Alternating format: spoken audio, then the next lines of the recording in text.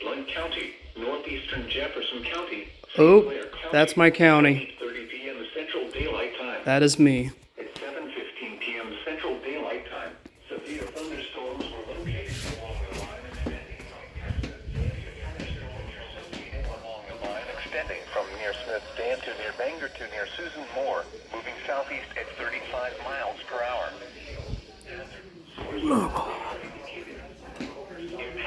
Hail damage to vehicles is expected.